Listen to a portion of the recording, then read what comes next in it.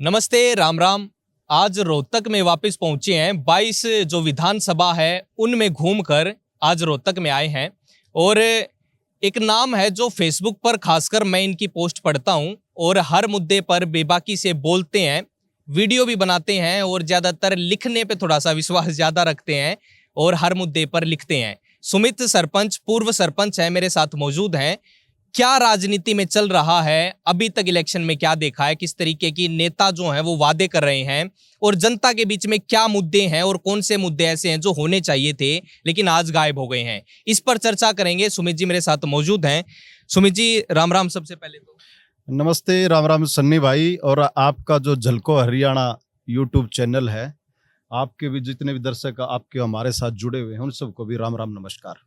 सरपंच साहब, कैसे देख रहे हो? अभी तक एक हफ्ता बचा है वोटिंग का, क्या चल रहा है? एक हफ्ता भी नहीं बचा। आज 29 तारीख है, 5 तारीख को वोटिंग है, 30 का महीना है, 6 दिन है, छठे दिन वोट पोल होनी है। पूरा हरियाणा उस दिन का बेसब्री से इंतजार करने लग रहा है। और जो बात आपने स्टार्टिंग में मेरा परिचय देते हुए एक बात बीच में आपने कही थी कि हरियाणा से मुद्दे गायब हैं, तो मेरे तो सवाल का जवाब भी आपने अपने आप ही दे दिया कि पूरे हरियाणा में 15 दिन से मैं देखने लग रहा हूँ कि जो मूलभूत बातें, समस्याएं, उनके ऊपर बात होनी चाहिए। कांग्रेस सोचे पार्टी उस पर कोई भी बात नहीं करने लग रहा है। और ये हमारे हरियाणा का नहीं, लोकतंत्र का के ऊपर भी एक करारा तमाचा है और ये हमारा दुर्भाग्य है। क्या मुद्दे, क्योंकि आप भी राजनीति में रहे हैं, क्या मुद्दे हैं जो होने चाहिए थे लेकिन अब की बार गायब नजर आ रहे हैं? बड़े मुद्दे इलेक्शन डिक्लेयर होने से पहले जो जनता के बीच में थे लेकिन अब कहीं नहीं दिख रहे। मुद्दा मेरे से और आपसे तो पूछने की जरूरत ही नहीं है। ये जो दोनों पार्टियां हैं, इन्होंने अपना अपना घोषणा पत्र जारी कर रखा है। मैं कहता हूं कि 80 से 90% जो इनके उम्मीदवार, उनको खुद का घोषणा पत्र याद नहीं होगा। किसी से आप जाकर के पूछ लेना। और मेरे हिसाब से आपको भी पता होगा और हमारे जो दर्शक और जितने भी मतदाता हरियाणा के उनको भी पता होगा। और वो घोषणा पत्र उनके हाथ में पकड़ा करके स्टेज से एक बार ये बोल देना कि बार इसको पढ़ करके दिखा दे, वो पढ़ नहीं पाएंगे। मैं कोई ऐसी हवाई बात नहीं कर रहा हूं कि भाई धोरे बनाकर नरमन चलती करती हो। इस बात का एक्सपेरिमेंट कर लेना। खासकर जो मैं अपने सराउंडिंग जो देखने लग रहा हूं, यहां किस बात पे वोट मांगी जाने लग रही हैं। चौधर ले आओ, फलाने की नाड़ का सरिया काट दो, फलाना वोट काटू है, यो फलाने की बी टीम है, या बड़े नेता को अपने हल्के में लाकर उसके नाम पे पब्लिक को, हुजूम को इकट्ठा करके भाई यू आया वोट दे दो। किस बात के ऊपर दे दो? वो कोई मुद्दे में है ही नहीं। अपनी कांग्रेस को ही ले लो। कांग्रेस ने जिन सीटिंग एमएलए को दोबारा रिपीट करा है, ये देखो कि पिछले 10 साल तक वो विधानसभा में बैठे रहे, वो कभी बोले ही नहीं। तो उनके पास बोलने के लिए ना कोई विजन है, ज्यादातर तो अनपढ़ हैं, कुछ गुंडों को भी टिकट दे रखी हैं। और हरियाणा आज जो नशे की दलदल में जा चुका है कि गांव गांव में चिट्टा स्मैक बिकने लगा है, पाउडर। और 20-20, 22-22 साल के बच्चे इंजेक्शन लगाते हैं। इस पे इस पूरे हरियाणा में कोई बात ही नहीं हो रही। और बात होएगी कहां से? दोनों पार्टियों ने ऐसे ऐसे लोगों को टिकट दे रखी जो बाकायदा ड्रग्स सप्लायर हैं। तो मेरे को तो कोई उम्मीद इन खासकर इन दोनों पार्टियों से, मैं तो ये कहता हूं कि भाजपा को हटा के कांग्रेस को ले आओ, कांग्रेस को हटा के भाजपा को ले आओ। ये एक दूसरे के स्पेस को भरते हैं। जिसकी आवाज आती, जिसकी एंटी इनकम्बेंसी हो जाती, दूसरी पार्टी को जब आना होता है, ये सारे के सारे छोड़ के उस तरफ चले जाओ हैं। ऐसे लोग तो वही हैं, वो लोग भी वही हैं, नेता हैं वो, उधर भी आ रहे हैं, उधर भी आ रहे हैं। आप ये देखो कि अपना 6 महीने पहले अपना लोकसभा का चुनाव हुआ था। लोकसभा के चुनाव में भाजपा के जितने कैंडिडेट थे, ज्यादातर यहाँ से माइग्रेट होके उधर गए हुए थे। और अब जैसी भाजपा के खिलाफ ज्यादा एंटी इनकम्बेंसी हो गई है, तो वो धीरे धीरे करके वापस शिफ्ट होने लगे हैं। चेहरे वही हैं, जनता को पागल बनाने वाले वही हैं, विधानसभा में बैठने वाले वही हैं। बस पता क्या है कि इस टैग से, भाजपा के टैग से अब लोग तंग आ गए ना, तुम धीरे धीरे उधर शिफ्ट हो जाओ, कांग्रेस के नाम से मजा लुटेंगे। वीरेंद्र डूमर कहाँ थे 10 साल तक? वो किसानों के खिलाफ बयान दिया करते। जब हमारे खिलाड़ी प्रोटेस्ट पे जंतर मंतर में बैठे थे तो ब्रिजेंद्र सिंह वो उनके खिलाफ बयान दिया करते। आज वो वापस आके टिकट लेके यहाँ बैठे हैं। आप बंसीलाल परिवार को देख लो। एक ही परिवार, दोनों पार्टियों ने, एक ने बंसीलाल के पोते को टिकट दे दी, एक ने पोती को टिकट दे दी। कांग्रेस तो एक कदम आगे चली गई, कांग्रेस ने तो उनके दामाद को भी टिकट दे दी। लोग कंफ्यूज हैं कि अब क्या करें हम। लोग क्या करें, मैं इस बिल्कुल ठीक है, लोग कंफ्यूज है। लोग अपनी भाई 10 साल तक जो गुस्सा उनके अंदर भर जाता है ना, उस गुस्से को भरने के लिए टैग को हराते हैं। टैग से मतलब सीधा सीधा है कि अब भाजपा का टैग था, भाजपा के टैग को हरा दो, कांग्रेस को ले आओ। जिस दिन कांग्रेस से तंग हो जाओगे, कांग्रेस की टैग को हरा दो, उनको ले आओ। नेता वही रहने हैं, चेहरे वही रहने हैं। जो नए चेहरे कांग्रेस में टिकट मांगना चाह रहे थे और जिनके अंदर पोटेंशियल है, जो इस देश के लिए, अपने प्रदेश के लिए, अपने समाज के लिए अच्छा सोचते हैं, भला सोचते हैं, उनको कोई टिकट ही नहीं देता। 10 साल तक जिन्होंने मैदान में, ग्राउंड पे मुद्दों की बात करी और जनता के हकों की लड़ाई लड़ी, उनको कोने में बिठा दिया गया। मैं बल्कि आज दिन में बैठा बैठा सोच रहा था कि वही कल्चर आज तक चलाता आने लग रहा है कि जंगी घोड़े मरते रहे और दरबारी घोड़े चरते रहे। जब इनको ये दिखा कि कांग्रेस के, बीजेपी के खिलाफ पूरी एंटी इनकम्बेंसी और अब कांग्रेस की सरकार आने लग रही है, हर आदमी अपने बच्चे को सेट करता जाने लग रहा है। जेपी जी 6 महीने पहले सांसद बने थे, लेकिन पेटा को नहीं भर रहा। ईब अपने बेटे को भी टिकट दिलवा दी कि मैं संसद में बैठूंगा, मेरा बेटा विधानसभा में बैठेगा। दादा गौतम वाली बात है कि इनका भरे नहीं रहा। हकीकत में आज के दिन हरियाणा में ये राजनीति चल रही है, मुद्दा विहीन राजनीति चलने लग रही है, मुद्दों पे कोई बात नहीं होने लग रही है। और मेरे को इस बात को कहने में मैं बिल्कुल कोताही नहीं बरतूंगा कि हमारे पूर्व में मुख्यमंत्री रहे भूपेंद्र सिंह हुड्डा आज तक चैनल पे बैठे थे, नेशनल मीडिया पे, वहां बैठ के वो एक बात कहने लग रहे थे कि वोट काटू, ऐसे उन्होंने नहीं सर करा, वोट कटर, वोट काटू, वोट कटर। तुम यार दूसरे जो कैंडिडेट खड़े हैं, निर्दलीय खड़े हैं, या छोटी पार्टियों के या क्षेत्रीय पार्टियों के हैं, उनको आप वोट काटू, वोट कटर बताने लग रहे हो। आप लोकतंत्र के मुंह पे तमाचा मारने लग रहे हो। आप दूसरे कैंडिडेट के ऊपर, दूसरी पार्टियों के, निर्दलीयों के ऊपर टिप्पणी क्यों कर रहे हो? आप ये बताओ ना, आपको किस आधार पे वोट दें? आप 10 साल तक तो अपने बेडरूम में, अपने ड्राइंग रूम में बड़े रहे। आपने जनता के बीच में आकर के मुद्दों की बात नहीं करी। आज आपको वोट बस इस बात पे दे दे कि भाजपा को हराना, हर हमारे को बैठे बैठे बना दो। तो ये इस देश का, प्रदेश का दुर्भाग्य है कि हमें इस राजनीति से निकलना होगा। और जनता भी कहीं ना कहीं समझ चुकी है।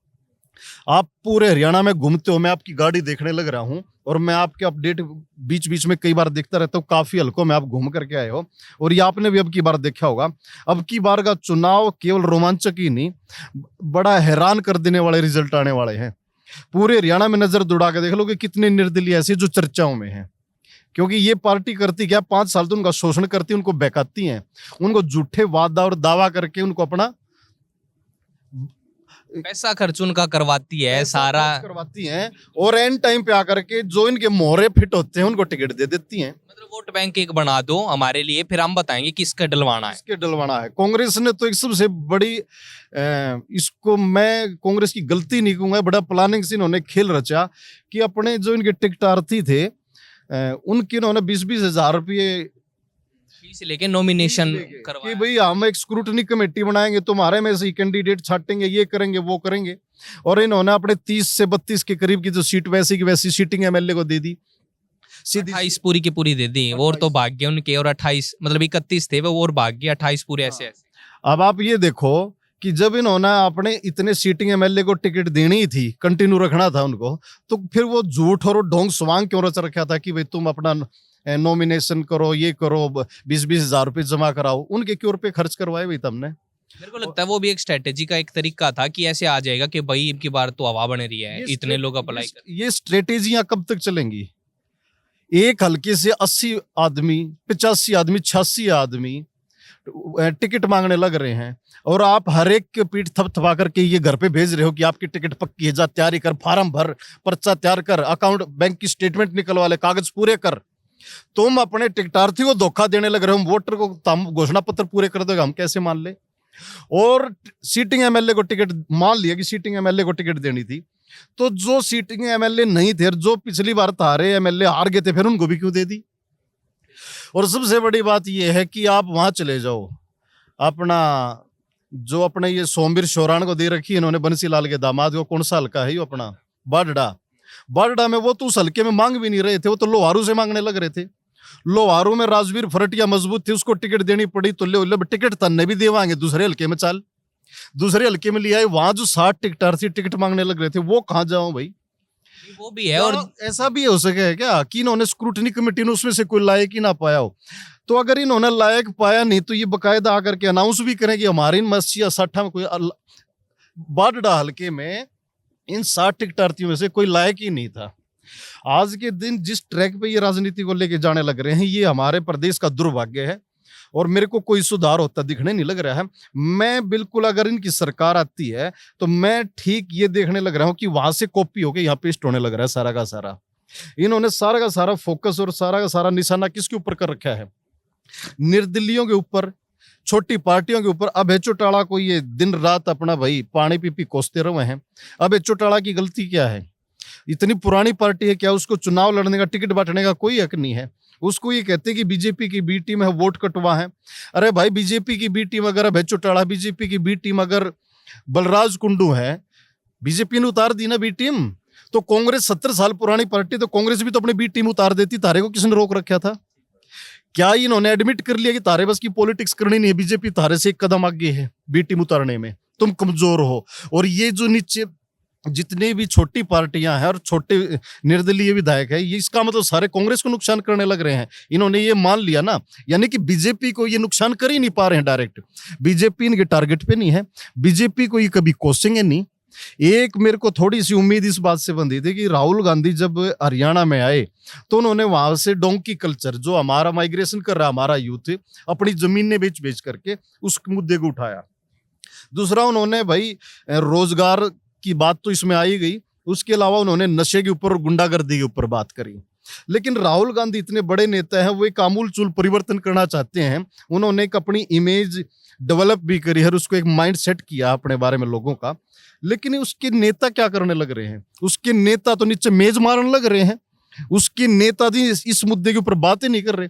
उसके नेता तो 50 वोटा में एक नौकरी दे देंगे, तारे भी घर भरांगे, अपने भी घर भरांगे, नू तो हम कर दियो, नू हम कर देवांगे, बरगलाने लग रहे हैं अपनी जनता को। अभय चौटाला के बारे में जो बात ये कहने लग रहे थे, मेरे को आप एक चीज बताओ। अभय चौटाला ने एक बहुत बड़ी रैली करी थी, आपको भी पता होगा, और वो इंडिया गठबंधन में शामिल होना चाहते थे। उसको इंडिया गठबंधन में शामिल क्यों नहीं होने दिया? क्यों साजिशें करी गई? और तुम उसको इंडिया गठबंधन में शामिल भी नहीं होने देना चाहते हो, और वो कल को मजबूरी में किसी और के साथ गठबंधन करे, अपना चुनाव लड़े, तो तारे को तकलीफ भी होता। हम उसको बी टीम बताते हो। कोई बी टीम नहीं है, ये सारी मनगढ़ंत इनकी कहानियां हैं। और बलराज कुंडू जैसे मैम से चुनाव फाइट करने लग रहे हैं। बलराज कुंडू के खिलाफ इन्होंने ऐसा माहौल बनाया कि उसको बदनाम कर दो, ये कर दो, वो कर दो। ये वो चेहरे हैं। अभय चौटाला और बलराज कुंडू पूरे 5 साल विधानसभा में स्पीकर के साथ बहसबाजियां करते रहे, जनता के मुद्दों को वहां पे उठाते रहे, जबकि भूपेंद्र हुड्डा और अपने मनोहर लाल खट्टर जी आपस में चुटकुले और शेरो शायरी करते रहा करते।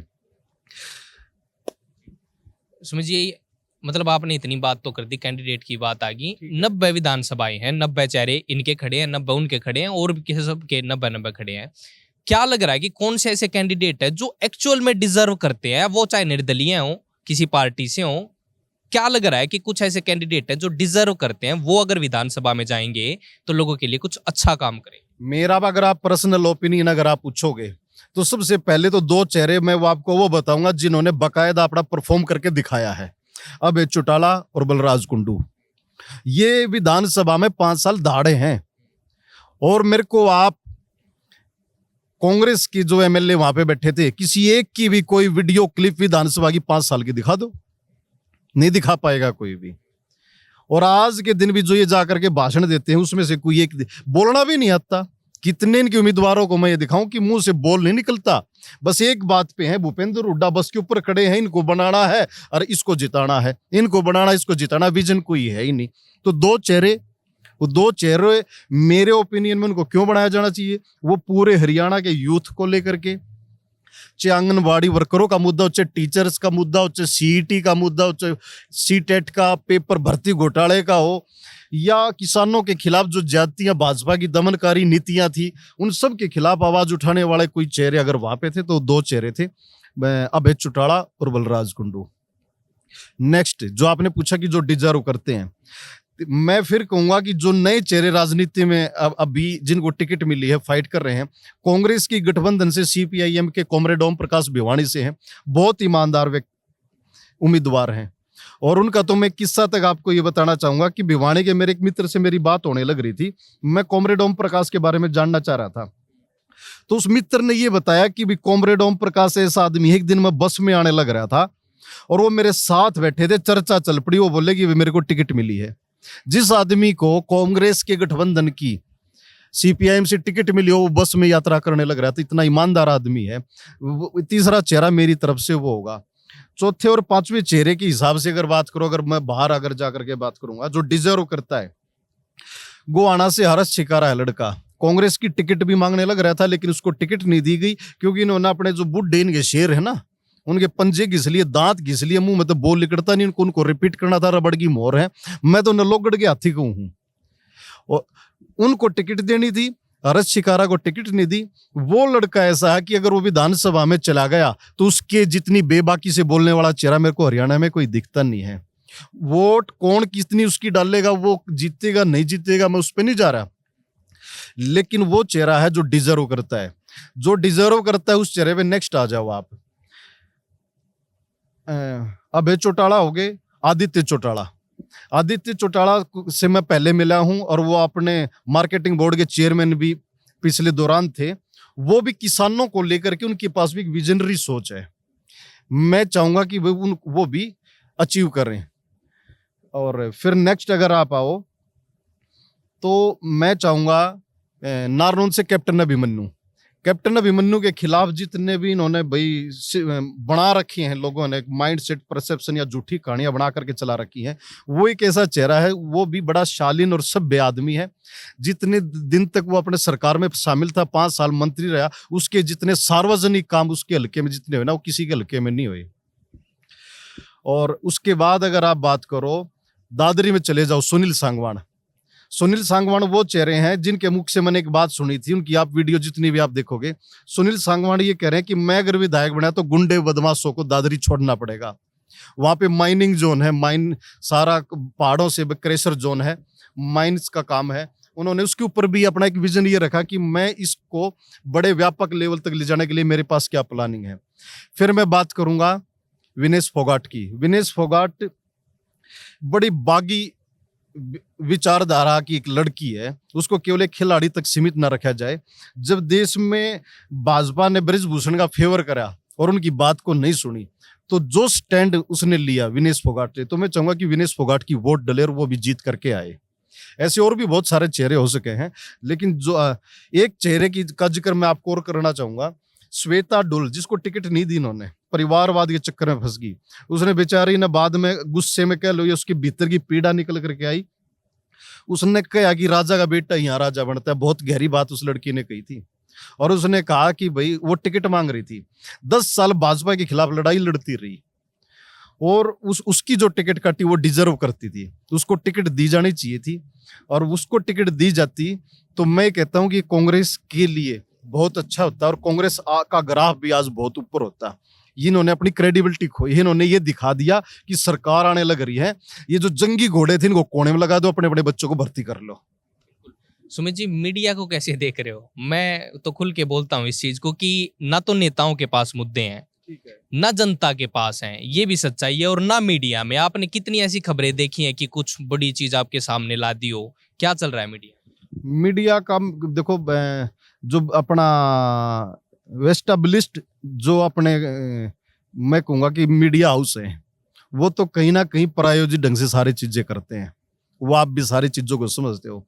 लेकिन जो अपना फ्रीलांस मीडिया, इसको जिन्होंने प्रोफेशन बना रखा है, आपके जैसे भाई हैं, और आप तो इसको थोड़ा और मतलब कि अच्छे लेवल पे जाके करने लग रहे हो। मैंने ऐसे ऐसे साथियों को देखा है कि जो बाइक पे उठा के पूरा हल्के में, देहात में, हर जगह जाके कवरेज करने लग रहे हैं। वो उनकी भूमिका को मैं बिल्कुल भी संदिग्ध ढंग से नहीं देखूंगा। अगर इनके ऊपर कोई ऐसी वैसी टिप्पणी कई बार कर भी देते हैं, इनको बिकाऊ बता दें, हैं ये कर दें वो कर दें, ये फिजूल की बातें हैं। आपने यो माइक मेरे आगे डाल रखा है, बोलना तो मन है, सवाल आप कुछ भी पूछ सको हो, अगर मेरे पास जवाब होंगे तो मैं क्यों आपको बिकाऊ कहूंगा। लेकिन होता क्या है कि आपने एक माइक ले जाकर के नेता के आगे अड़ा दिया, और नेता के आगे माइक अड़ा दिया, और नेता ये कहता है कि तू तो किसी ने बका के भेज रखा है, तू तो फलाने का है, तू तो विरोधियों का है, ये तो साजिश से आया है। ये सारी चीजें सवाल के जवाब से बचने की है। अदरवाइज मैं मीडिया को बड़े ही पॉजिटिव ढंग से देखता हूँ, और रिवॉल्यूशन लेके आने में जो हमारी जो ये मीडिया है इसका सबसे बड़ा मतलब कि योगदान होने वाला है। तो क्या लग रहा है वैसे, आज आपने कहा कि 5 दिन बचे हुए हैं, क्या लग रहा है ओवरऑल क्या होगा? ओवरऑल ये होएगा कि जिस दिन चुनाव की बेल बजी थी उस दिन भाजपा की एंटी इनकम्बेंसी मतलब वो देखो एक्सट्रीम लेवल पे गई हुई थी हरियाणा में। हर आदमी भाजपा, कोई भी वर्ग, कोई भी जाति, कोई भी छोटे से के एज का किसी भी एज ग्रुप का आदमी भाजपा को देख के खुश नहीं था और वो भाजपा को हटा देना चाहता था। तो जिस दौरान चुनाव की बेल बजी उस दिन कांग्रेस का ग्राफ 70+ मेरा मानना है कि वो था। लेकिन कांग्रेस ने बहुत गलतियां खामियां करी। वो टिकट बंटवारे से शुरू हो गई थी, उसके बाद इनकी बचकानी हरकतें, जो इनके कैंडिडेट थे एवरेज लोग हैं, समझ है नहीं, पढ़े लिखे हैं नहीं, अब स्टेज पे खड़े हो गए ये कहने लग रहे हैं कि 50-50 वोट अब नौकरी बांटूंगा। मैं कहता हूं कि ऐसे आदमी को तो हरियाणा में भी नहीं घुसने देना चाहिए। तुम उसको टिकट दे के खड़ा कर रखा स्टेज पे। एक तारा मौजूदा विधायक ये कहने लग रहा है कि भाई पहले अपने घर भरांगे, वो तारे प्रत्याशी हैं। ये दुर्भाग्य है हरियाणा विधानसभा के, ऐसे लोग विधानसभा में बैठे थे। एक इनका आदमी ये कहने लग रहा है कि भाई मतलब धमकी देने लग रहे हैं। तो ये जो सारी चीजें हुई, फिर एक जो नारनौंद वाला प्रकरण होया, नारनौंद वाले प्रकरण में जो टिप्पणी शैलजा जी के खिलाफ आई, इन चीजों से इनका ग्राफ गिरा है। और जो ये वोट काटो, उसको काटो, ये काटो, जो ये इन चीजों को लेकर के चलने लग रहे हैं, ये अपनी क्रेडिबिलिटी खोने लग रहे हैं। और जो हमारे हुड्डा साहब ने इसको पूरा का पूरा कैप्चर कर लिया, इन्होंने भी ये भी ठीक नहीं है, संतुलन बना करके चलना चाहिए। हर चीज को कैप्चर नहीं करना चाहिए, बिना संतुलन के कोई चीज नहीं चलती। चाहे वो गाड़ी हो, चाहे वो घर हो, चाहे वो राजनीति हो, चाहे वो पार्टी हो। अच्छा नेता वही है कि जो सबको भाई बढ़ो के, चुपको के, हाथ जोड़ के, मना के है, वो उनको लेकर के चले। इन चीजों से इनके ग्राफ में गिरावट आई है। आज मैं ये कहता हूं, मैं ये नहीं कहता कि इनका ग्राफ गिर के ये बिल्कुल भाई डाउन, इतने डाउन आगे की जीत नहीं पाएंगे। आज के दिन ये जीत में है। 50+ मैं कांग्रेस को मानता हूं, लेकिन अगर इन्होंने अपनी कुछ चीजों में सुधार नहीं किया तो ये हो सके कि ये बराबरी पे आगे खड़े हो जाएं। बीजेपी का ये है, बीजेपी आज मैं बीजेपी को मानता हूं वो 25 से 30 के बीच में निर्दलीय इस चुनाव में निर्णायक भूमिका में आकर के खड़े होने वाले हैं। मेरे को तो यहां तक भी लगता है कि ऐसा ना हो जाए कि थोड़ी सी उक चूक हो जाओ और 10-15 निर्दलीय या ये और बने खड़े पाओगे। आप नजर दौड़ा करके देख लो, बड़ौदा हल्के में जाओ आप, आज कपूर नरवाल की चर्चा हर आदमी आपको करता पाएगा। एक निर्दलीय आदमी विधायक उम्मीदवार होने के बावजूद भी चर्चाओं में नाम है। उधर राजेश जून का नाम है, वहां चित्रा सरवरा का नाम है।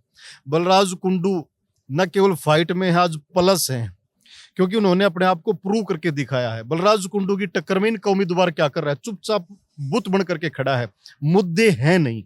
तो इन चीजों से इनको निकलना पड़ेगा, नहीं तो 10-15 विधायक अगर निर्दलीय या दूसरी पार्टियों के बन करके आते हैं, इन लोग बहुत अच्छी पोजीशन में है।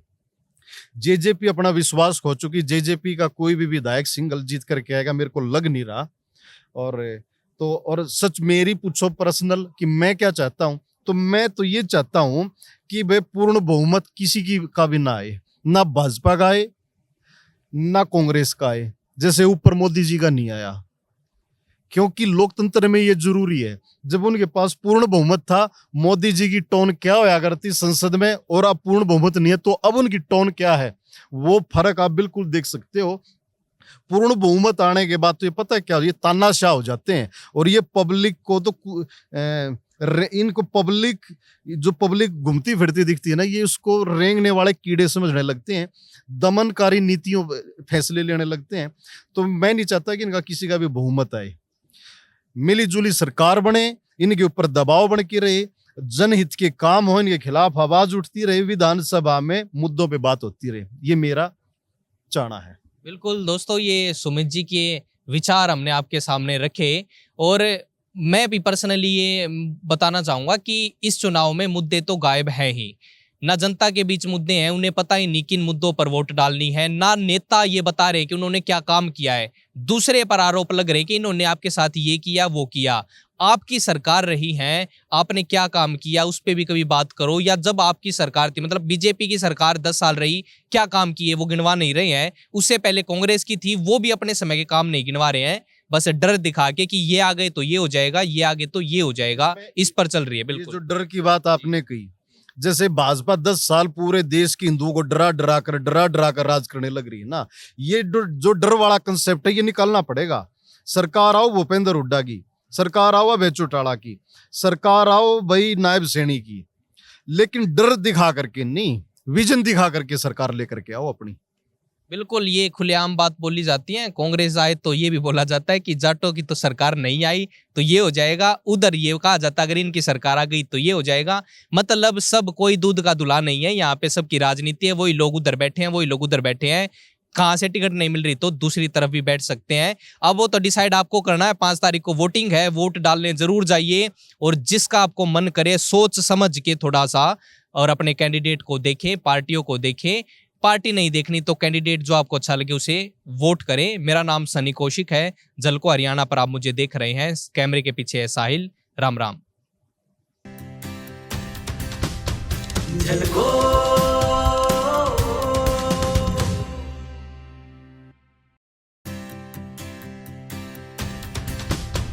झलको